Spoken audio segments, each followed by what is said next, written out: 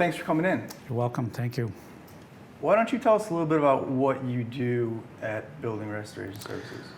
Well, BRS, Building Restoration Services, is a specialty contractor that repairs and restores and provides preventative maintenance programs in the building envelope space. We also have a group called Recon, which is a consulting group that does building envelope investigation of failures, leaks, and other modes of failures. We also do design for repair and then construction administration in that space as well. How can a building envelope consultant assist the process of repositioning a building from, say, an office space to a life science space? A great way to think of it, perhaps, is to start with the typical phases of a project.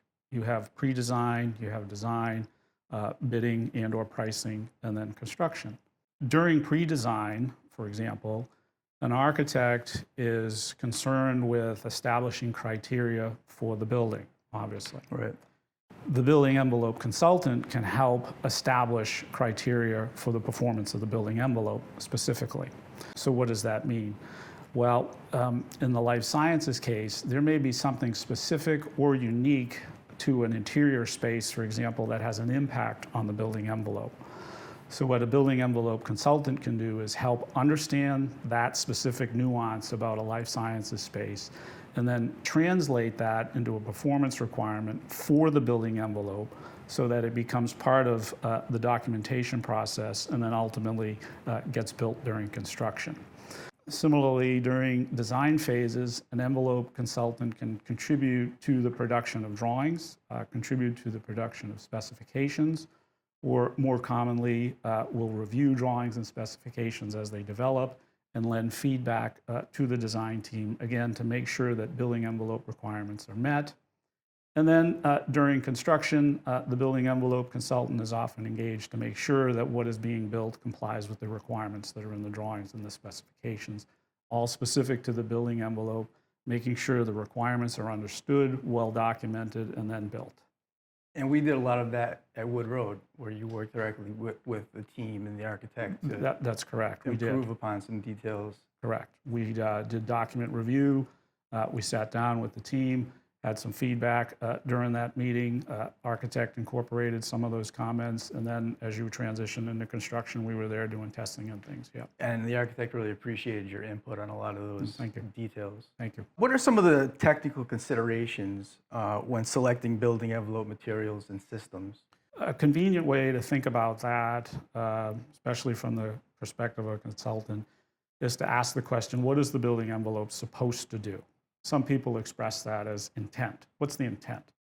So, for example, the architect naturally and rightly has to think about the aesthetic qualities of the building. What does it look like? What does it feel like? What is the shape? What are the colors? What are the textures? Right. But then there are other criteria that you have to think about in terms of what the building envelope is supposed to do.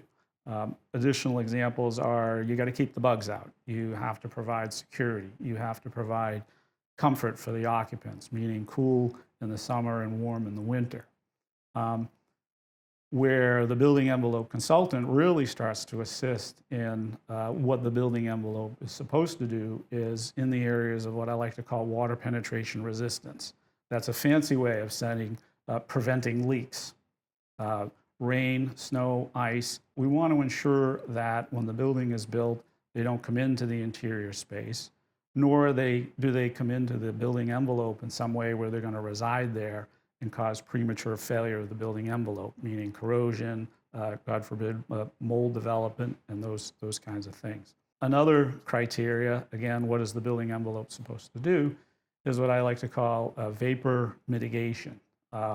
Here we are in an interior space, for example, and moisture exists in the air in gaseous form.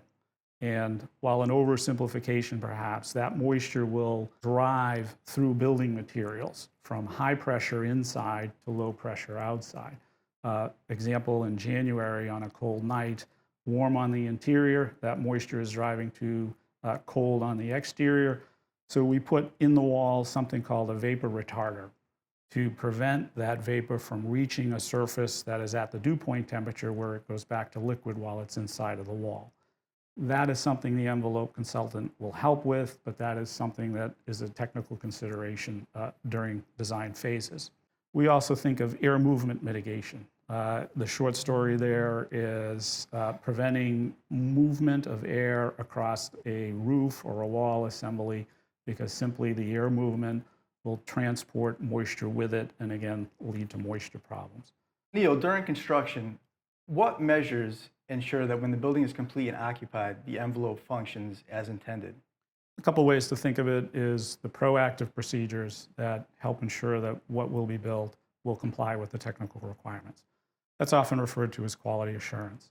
Then there is the more reactive procedures that check something that is already built, commonly referred to as quality control. So by way of example, the submittals process is considered quality assurance, whereby the contractor compiles product data, test reports, material safety data sheets, and drawings, referred to shop drawings. They go to the architect, and the architect is simply looking to ensure that the technical requirements and other requirements for the job will be met. And oftentimes an envelope consultant has a role in that process. Another thing I'm a big fan of is mock-ups, meaning constructing a smaller portion of, say, an exterior wall on the site so that you can check on the detailing of, say, air barriers, water barriers, and vapor barriers. And the goal is not to condemn or reject anything necessarily, but simply find out where the challenges are so that those challenges can be addressed prior to widespread application on the building. Also, as part of that mock-up process, there is a quality control thing, if you will, whereby oftentimes windows are installed, and then that window is tested to ensure that it will comply with the specifications that were established during the design. It's not necessary to condemn anything, but just simply to flush out the details and make sure the entire project team is on the same page. The other thing that happens during construction is just old-fashioned get eyes on the construction. It's referred to as construction observation, and sometimes it's known as inspection. And the goal is to look at something, determine if it complies with the technical requirements or specifications, and then lend commentary to it. In the case of an envelope consultant, say we recommend that it's accepted, or we recommend that it's rejected, or some other recommendation that might improve upon the detailing in order to keep the objectives met. Finally, as I said, there is the testing component, which again happens in the mock-up, but also on the building itself, where you're installing windows, for example, is one of the strongest examples. And as you go, you test things again in order to simply comply, to make sure that things are compliant with the specifications. Outstanding. Well, thanks for coming in. I'm all out of questions. My pleasure. It was good to see you. Likewise. Thank you. Thank you.